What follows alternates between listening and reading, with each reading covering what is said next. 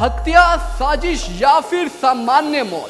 माँ से बात हुई तो बोली मेरे खाने में नहीं, खाना खाते ही मेरे हाथ पैर है ना काम करना बंद कर रहे हैं, पता नहीं मेरे साथ क्या हो रहा है। ये बात मेरी माँ से हुई थी।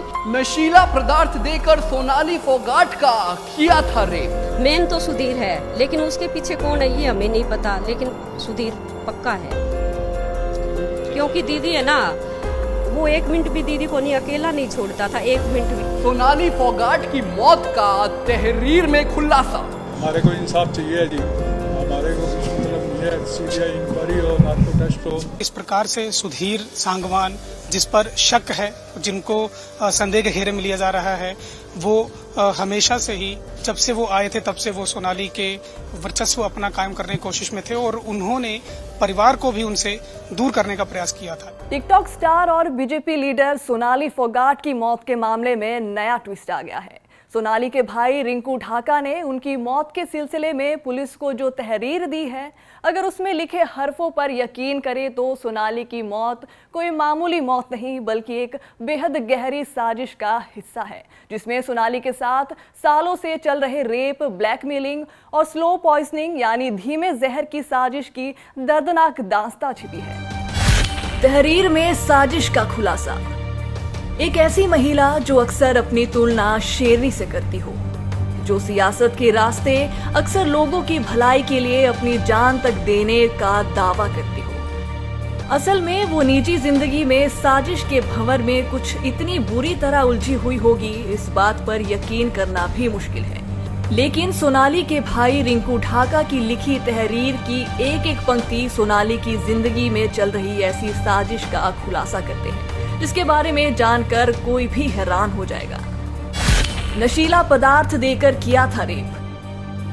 सोनाली के भाई के मुताबिक कत्ल, हत्या और साजिश, इस तीनों की शुरुआत हुई थी आज से 3 साल पहले, जब सुधीर सांगवान और उसके दोस्त ने सोनाली को फंसाया अपने जाल में और पहले तो उसको नशीला पदार्थ खिलाया और उसके साथ रेप की वारदात को अंजाम दिया। और फिर शुरू होती है कहानी जुर्म की। ये आरोप लगाए हैं सोनाली के भाई ने सुधीर सांगवान पर। अब आगे चल के कहानी कहां मोड़ लेती है, क्या रुख लेती है, वो आपको विस्तार से बताते हैं। सुधीर सांगवान ने क्या किया, उसने सोनाली के साथ रेप किया और यहां से कहानी शुरू होती है ब्लैकमेलिंग की। आरोप लगाए जा रहे हैं कि सोनाली फोगाट को उसका पीए ब्लैकमेल करने लगा और यहीं से सोनाली परेशान होने लगी और दिन आया सोनाली फोगाट की मौत का। उस मौत का जिस दिन सोनाली अपने परिवार वालों से बात कर रही थी, लेकिन परिवार वालों को इस बात का इल्म नहीं था कि आज आखिरी बार सोनाली फोगाट की बात उनसे हो रही है। तमाम आरोप सोनाली की मां ने भी लगाए हैं, तमाम आरोप सोनाली की बहन ने भी लगाए हैं और तमाम आरोप लगाए हैं सोनाली फोगाट के भाई ने सुधीर सांगवान पर और उसके दोस्त पर। गहरी साजिश की तरफ इशारा।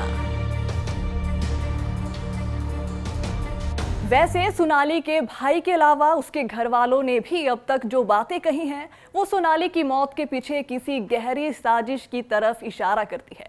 सोनाली की बहन ने कहा है कि सोनाली ने उसे गोवा से व्हाट्सएप कॉल करने की बात कही थी। मौत से पहले फोन पर सोनाली ने शिकायत की थी कि खाना खाने के बाद उसके हाथ पांव ढीले पड़ रहे हैं और उसे तकलीफ हो रही है। लेकिन इससे पहले कि वो इस बारे में कुछ और बता पाती, उस रात सोनाली के कमरे में कोई और आ गया। जब ना व्हाट्सएप पे 3-4 बार जैसे कट के उसने बात की, कभी 10-15 मिनट ऐसे बात हुई, तो बोली कि बहुत वैसे लग रही कि घबराई हुई थी वो। जब मेरी बात हुई, जब बोली मेरे को ना टेंशन हो रही है। तो मैं किस बात की टेंशन हो रही है तेरे को? बोली जैसे मेरे खिलाफ है ना कोई साजिश रच रहा है, मैं ना बहुत डरी हुई हूँ, यूं इस टाइप की बात करने लग रही।